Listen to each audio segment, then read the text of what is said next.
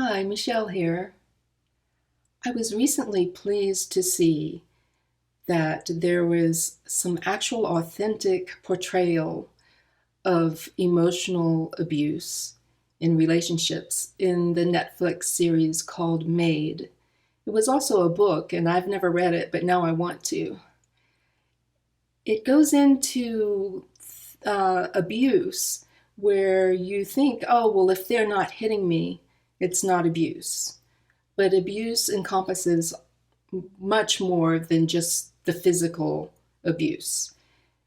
It can be emotional, it can be financial, it could be sexual, it could be all kinds of things that are done through manipulation, and it's a form of psychological abuse. And it's all about power and control.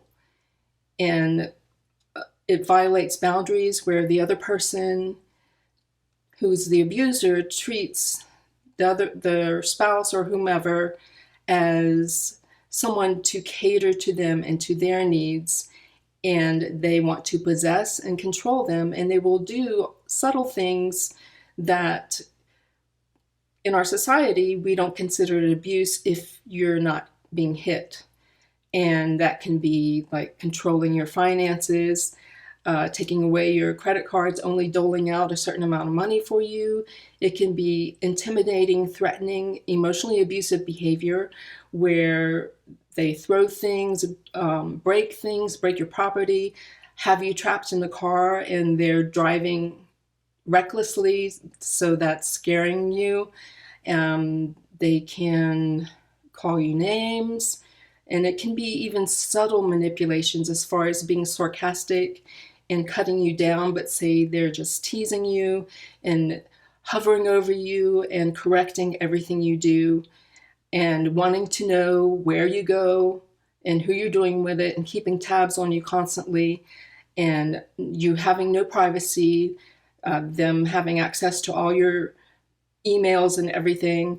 So they're constantly keeping tabs on you, and then maybe they might be manipulating you and isolating you by saying you can't do things with your friends or family, or they might be bad mouthing your friends or family, so you want to avoid conflict by not even having anything to do with them. So you become socially isolated, and everything they can do to control you, they will, but it's not necessarily physical abuse. So sometimes it's hard to pin it down, and initially you think, well, is it me? Am I just being unreasonable and expecting that I will have like certain treatment of respect, but they're just getting angry and they can't help it or whatever, and they're expecting these things of me, but it's not up to me to do these things to make them feel better. Like they expect you to support them no matter what, even if they're being abusive towards you, but it's your job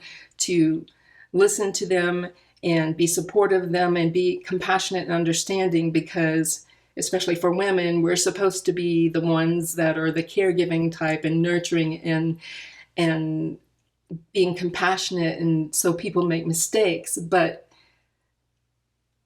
abuse is not just mistakes. So I was just so pleased to see that they addressed this accurately. And you could see in the family dynamics that the parents were also abusive and gaslighting this woman who was with an abusive partner.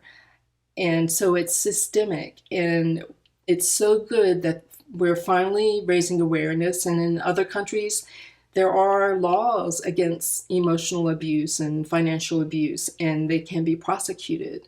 And I really believe and hope that in the future that things will change here in the United States to where we can start protecting more people and have more programs to help people who are trapped in such situations where they don't have the financial means to get out of such situations. Anyway, thank you for listening, and I'd love to hear what you have to say. Comment below. Thank you.